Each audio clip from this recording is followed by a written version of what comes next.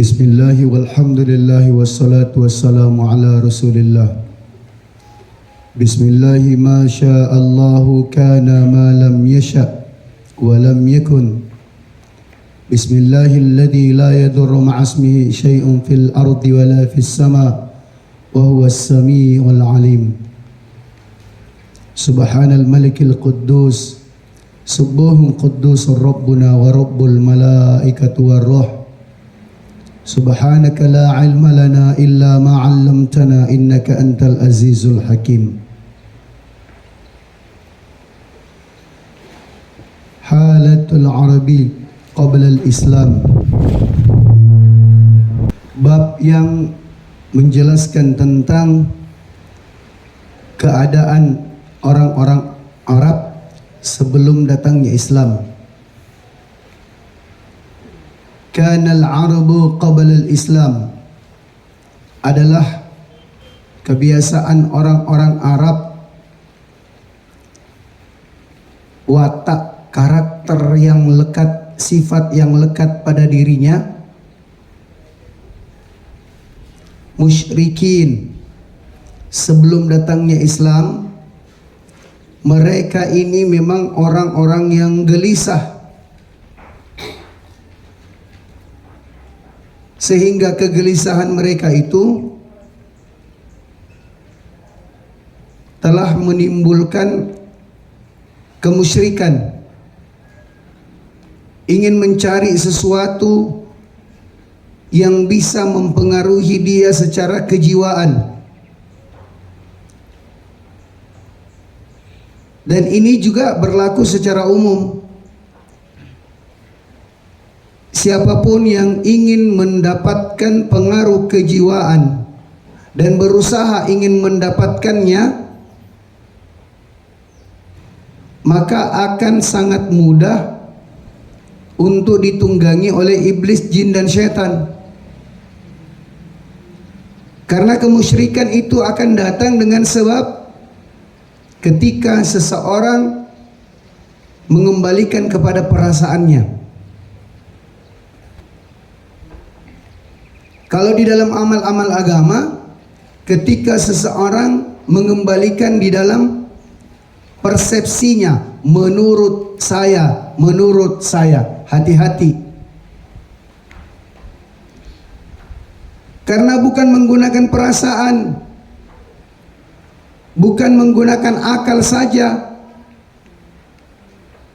Terlebih lagi persoalan yang sudah ada dalam kaidah. Ya'budunal asnam. Orang-orang Arab, karena mereka gelisah, sampai-sampai kegelisahan itu mengantarkan mereka sebagai penyembah berhala. Mereka telah membuat patung-patung dari kayu, dari batu, bahkan dari adonan-adonan roti. Dia buat sesuai dengan gambaran apa yang ada di dalam perasaannya tadi. Karena bersesuaian dengan apa yang ada dalam perasaannya, sehingga dia sendirilah kemudian yang mempertuhankannya. Dan Tuhan-Tuhan itu sendiri dikatakan dengan sonam. Bahasa ini juga sudah digunakan di bahasa Urdu, bahkan dimasukkan ke dalam bahasa Indonesia. Cuma kalau bahasa Indonesia dibilang sanam, asli katanya adalah sonam, yakni berhala-berhala yang dibuat oleh tangan-tangan manusia, kemudian disembah, wa yuqaddisunaha, dan dia mensucikannya, dan dia mengeluh-ngeluhkannya.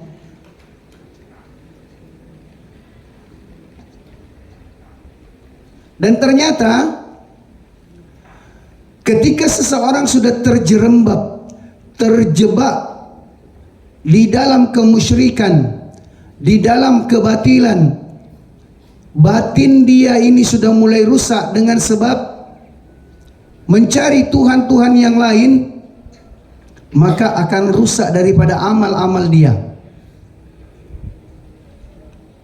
Dan inilah yang menjadi asal muasal penyebab utama terjadinya keadaan yang sangat meresahkan di tanah Arab pada saat itu. Romawi dan Parsi adalah kerajaan besar.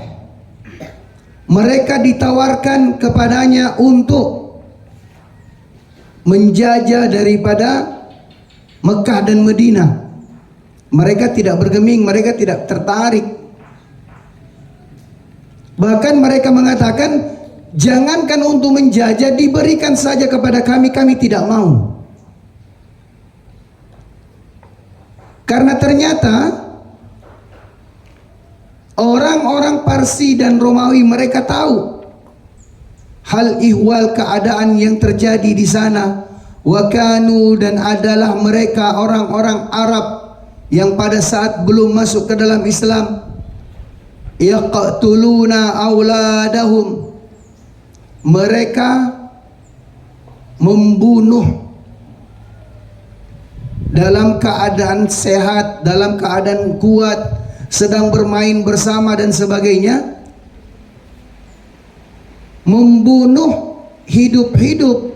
Yang namanya membunuh, tapi kan ada orang yang membunuh kepada orang yang tidak berdaya.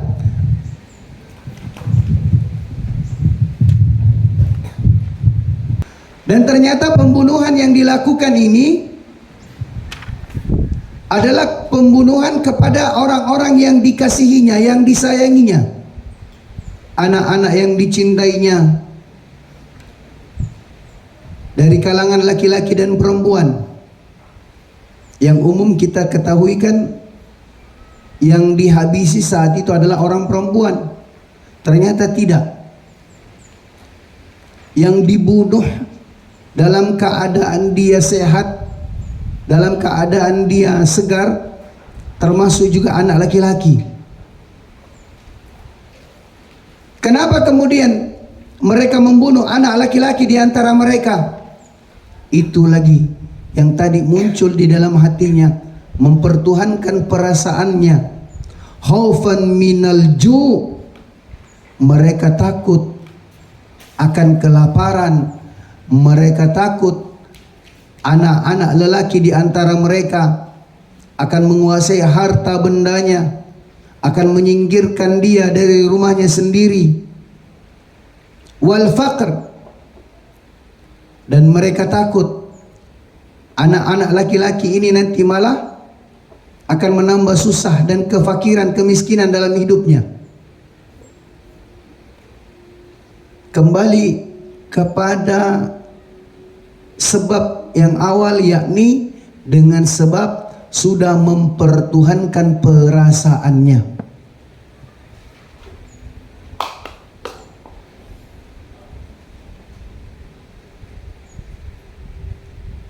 Wa yadfinuna banatihim,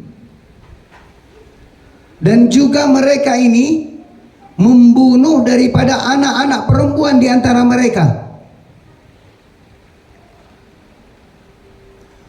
Wa hunna hayatun, sementara anak-anak perempuan itu kalau dia dijumpai dalam keadaan masih hidup,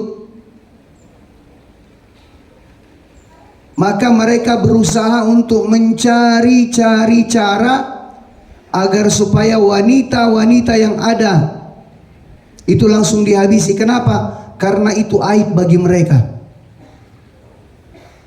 Aib kalau punya anak perempuan, katanya. Sampai-sampai kebanyakan orang-orang Arab saat itu pun juga mereka menanti berada di sisi istrinya ketika istrinya ini ingin melahirkan, bukan untuk membantu persalinan, tidak, tetapi mereka ingin memastikan bayi yang terlahir ini adalah bayi yang bisa dibanggakan, bukan perempuan.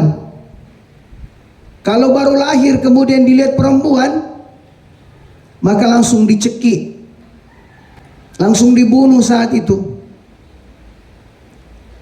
Sekali lagi kembali, ternyata mempertuhankan perasaan bisa mengakibatkan fatal semua sendi kehidupan. Maka ada kisah yang masyhur di kalangan orang-orang Arab. Dan kisah ini jangan kita nisbatkan dengan Sayyidina Umar. Memang kisah ini ada pernah terjadi, tetapi sekali lagi jangan dinisbatkan dengan Sayyidina Umar. Satu orang wanita Arabi pada saat itu yang telah melahirkan bayi perempuan berhasil menyembunyikan status anaknya, sehingga dia mengatakan kepada suaminya bahwasanya dia melahirkan anak laki-laki. Bertahun-tahun dia sembunyikan keadaannya itu, sehingga bapaknya sendiri memahami bahwasanya anaknya itu adalah laki-laki. Sampai usia 45 tahun. Begitu hebatnya seorang ibu menyimpan rahasia yang begitu dalam, menyembunyikan status anaknya sendiri, sehingga sampai usia 45 tahun tidak ketahuan kalau anaknya itu perempuan.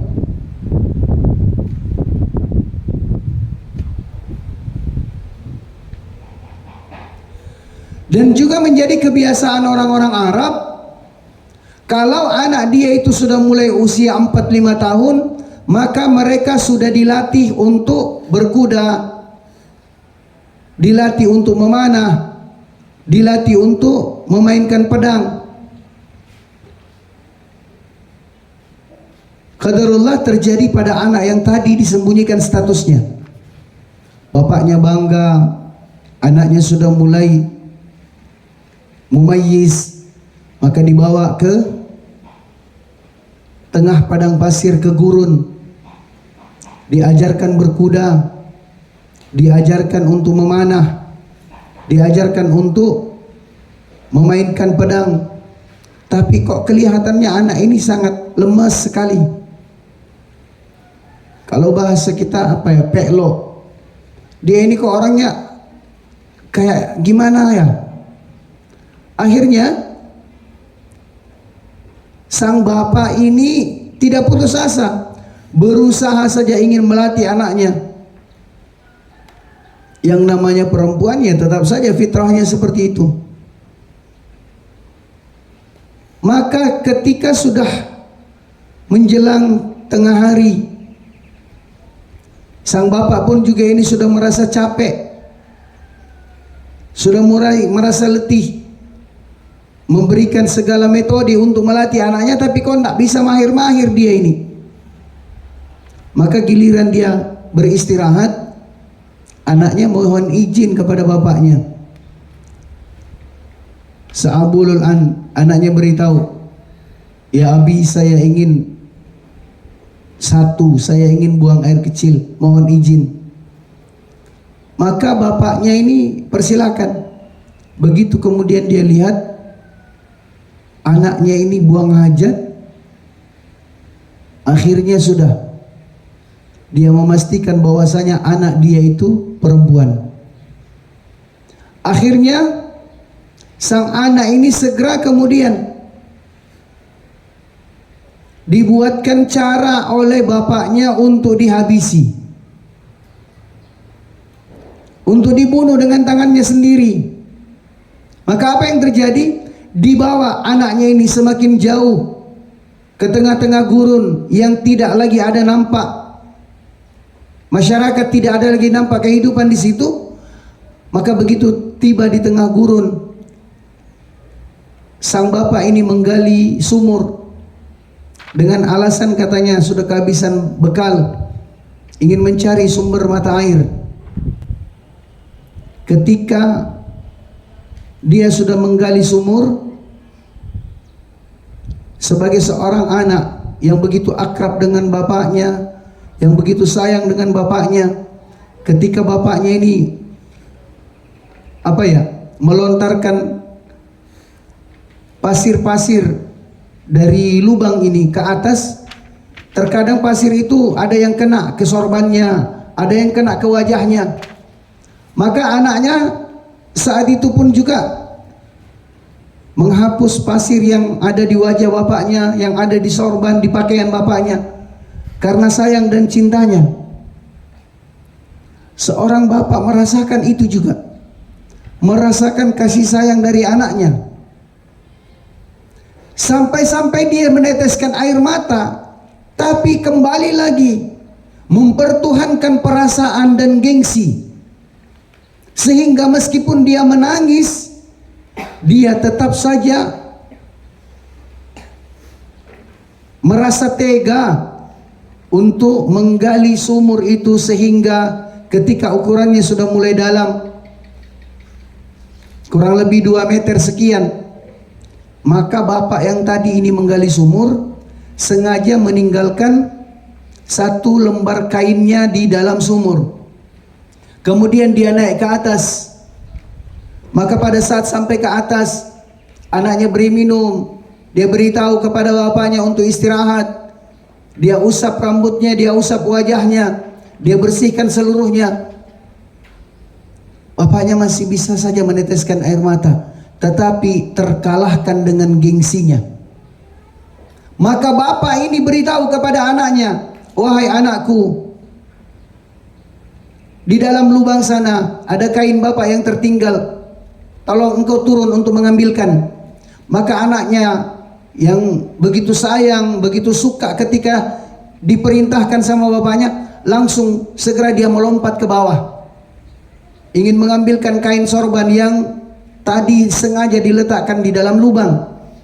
Begitu anaknya sampai di bawah, dalam keadaan hidup, anaknya itu kemudian dikubur. Pasir-pasir itu ditimbun. Anaknya ini masih bisa teriak, masih bisa memanggil sayang, masih bisa memanggil abi. Bapaknya masih sempat menangis pada saat itu. Tapi apa yang terjadi? Orang-orang yang mempertuhankan daripada perasaannya, yang mempertuhankan gengsinya, telah membuat runyam semua peradaban kehidupan manusia. Itu terjadi kepada orang-orang Arab sebelum mereka masuk ke dalam Islam. Bagaimana bejatnya mereka coba. Sehingga kalaulah hari ini ingin dijadikan itu sebagai ibrah, bahwasanya sepanjang peradaban kehidupan manusia, keadaan yang paling buruk sekalipun telah dirubah oleh Allah menjadi kebaikan. Orang-orang Arab yang begitu kasar, orang-orang Arab dengan segala perawakannya, telah berubah semua perjalanan hidupnya, telah berubah semua daripada kecintaannya, dengan sebab hidayah telah masuk di dalam dirinya. Maka kalau orang belakangan ini, kita umat akhir zaman, menganggap bahwasanya Islam ini tidak mampu memperbaiki kita, sebenarnya kita menganggap diri kita itu jauh lebih bejat daripada orang-orang jahiliyah. Mereka dikatakan jahiliyah bukan karena bodoh, tidak tahu berkuda, tidak tahu berperang, tidak tahu siasat, tidak. Mereka dikatakan jahiliyah karena dia bejat. Jadi bedakan antara bodoh dengan bejat. Kalau orang bodoh masih bisa kemudian dia dibuatkan usaha agar supaya dia ini bisa cerdas. Tapi kalau orang bejat, meskipun dia sudah cerdas, tetap saja dia berlaku aniaya. Dan kebejatan itu ternyata nampak ketika sampai kepada puncak kemaksiatan yang dilakukan oleh orang-orang Arab pada saat itu. perjudian yang mereka lakukan ini bukan perjudian yang dilakukan seperti zaman sekarang.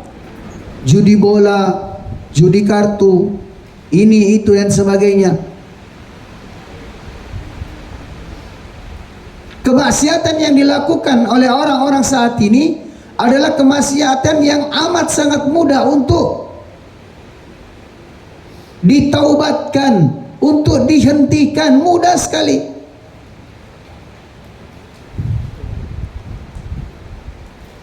Karena perjudian yang telah dilakukan oleh orang-orang Arab terdahulu telah mampu dihentikan di dalam Islam, yang mana mereka ketika itu ingin berjudi kumpul duduk di pinggir jalan, di pasar-pasar, di perempatan, dua kabilah, dua kelompok mereka kumpul. Ketika satu orang ibu hamil dia lewat di depannya, maka pada zaman jahiliyah wanita-wanita hamil itu mereka takut keluar dari rumahnya, selalu saja terancam jiwanya. Pada saat wanita-wanita hamil telah lewat di depan mereka, maka mereka jadikan wanita hamil itu sebagai tempat taruhan. Yang lain beritahu, saya memasang undian 100 dinar, bahwasanya yang berada di dalam perut wanita ini adalah bayi laki-laki. Yang lain mengatakan, saya memasang 200 dinar karena yang ada di dalam perut wanita ini adalah bayi perempuan. Kalau ada yang mengatakan A, yang lain mengatakan B. Kenapa? Disitulah kebahagiaan mereka, disitulah kesenangan mereka, mizat kecintaan mereka di situ. Bukan persoalan salah benar, tidak. Tetapi memang karena hatinya sudah tumpul, sehingga ketika mereka membuat taruhan-taruhan seperti itu, maka wanita yang hamil tadi langsung dibekap, langsung diikat dalam keadaan hidup-hidup, dalam keadaan dia sadar. Kemudian perutnya dibelah dalam keadaan dia sadar tanpa dibius. Setelah perutnya dibelah, maka kemudian dengan kekasarannya orang-orang Arab pada saat itu mengeluarkan bayi yang ada di perut wanita itu, untuk kemudian ditunjukkan siapa yang menang, apakah bayinya laki-laki atau perempuan. Maka kalau hari ini ada orang yang berjudi, ada orang yang melakukan maksiat, terlambat. Ini baru mau belajar maksiat, terlambat. Atau ada yang sudah terlanjur maksiat, kemudian menganggap dirinya tidak bisa lepas, tidak bisa berhenti. Ini pun juga sudah sangat kuno pikirannya. Karena 1400 sekian tahun yang lalu, orang yang sebejat apapun di dalam perjudiannya mampu kemudian disinari dengan nur Islam di dalam hatinya. Kalau hari ini kita jumpa dengan para pemabuk, orang-orang yang suka kepada khamar, peminum dan sebagainya, ternyata khamar, mabuknya mereka hari ini tidak ada apa-apanya dibandingkan kemaksiatan yang telah dilakukan oleh orang-orang jahiliyah. Pada zaman jahiliyah, orang-orang Arab jahiliyah, kalau mereka ini sudah sampai kepada puncak sakaunya minuman khamar, mereka baru dikatakan peminum handal yang luar biasa. Kalau dengan sebab sakaunya itu, dengan sebab ketagihannya itu, nanti akan tertunaikan perasaannya, nanti akan puas dia ketika minum khamar pada saat dia bisa memenggal satu kepala manusia. Dari kepala yang segar itu kemudian dikeluarkan otaknya. Maka dari tengkorak kepala manusia yang segar itu dituangkan khamar. Dan itu yang dijadikan sebagai wadah, dijadikan sebagai mangkok untuk minum khamar. Baru mereka puas, baru tertunaikan daripada ketagihannya dengan khamar. Bagaimana bejatnya orang-orang Arab terdahulu, bagaimana jahiliyahnya mereka. Tapi apa yang terjadi? Ternyata Islam telah datang untuk kemudian menjadikan mereka ini adalah orang-orang yang masyhur, bahkan layak dan pantas dalam peradaban kehidupan manusia sampai hari kiamat nanti, untuk dijadikan sebagai contoh. Sehingga wajar dan pantas ketika Sayyidina Umar kemudian dia bertutur dalam makalahnya, dalam asarnya, Sayyidina Umar menjelaskan, khairul qurun qarni thumma alladhina yalunahum thumma alladhina yalunahum. Masa kurun terbaik itu, kata Sayyidina Umar, adalah masa kurun ketika para sahabat bersama dengan Rasul. Maksudnya masa kurun terburuk itu adalah masa kurun kehidupan mereka sebelum jumpa dengan Rasul. Dan masa itu pun juga telah dibuktikan mereka ini telah menghantarkan Islam sampai kepada puncak kejayaannya. Padahal dijelaskan lagi bahwasanya orang-orang Arab jahiliyah pada saat itu wa kanu mutanafirina mutasyajirin. Mereka ini adalah orang yang mempunyai kebiasaan suka berselisih. Kalau memang ada orang yang begitu, dia begini suka sekali. Pokoknya senangnya dia ini memang berselisih, bertengkar. Dan hal itu dijadikan sebagai ciri khas mereka. Kalau bahasa Jawa idem, manut, itu bukan budaya mereka, bukan budaya orang-orang jahiliyah.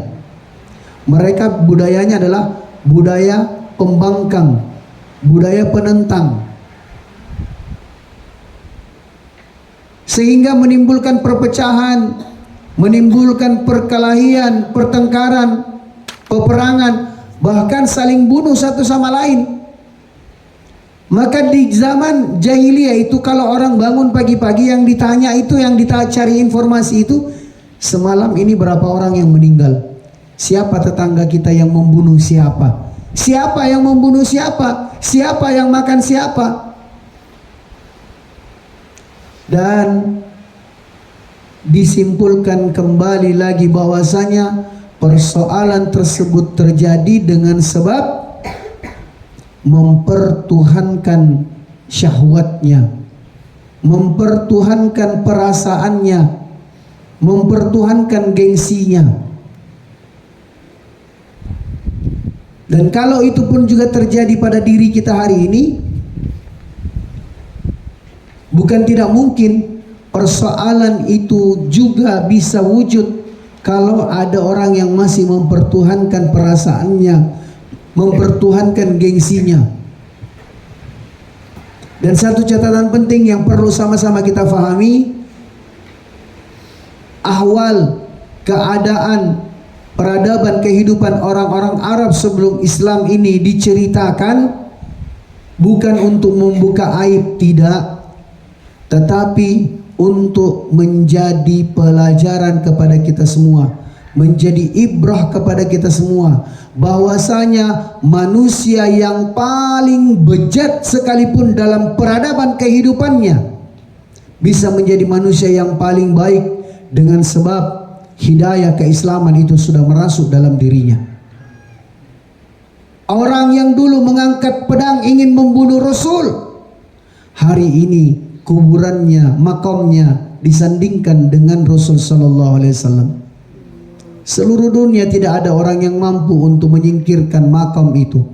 Seluruh dunia tidak akan ada orang lain yang kemudian berani untuk mengisi satu ruang yang sengaja dikosongkan jarak antara makam itu dengan makamnya Rasul. Mereka adalah orang-orang yang telah mendapatkan tarbiyah Islam, dan dengan sebab Islam itulah Allah Subhanahu wa taala muliakan mereka di dunia dan di akhirat. Wallahu a'lam bishawab. Al-haqqu min rabbik fala takunanna minal mumtarin. Subhanakallahumma wa bihamdika nashhadu an la ilaha illa anta nastaghfiruka wa natubu ilaik. Subhana rabbika rabbil izzati amma yasifun wa salamun alal mursalin walhamdulillahi rabbil alamin. Wassalamu alaikum warahmatullahi wabarakatuh.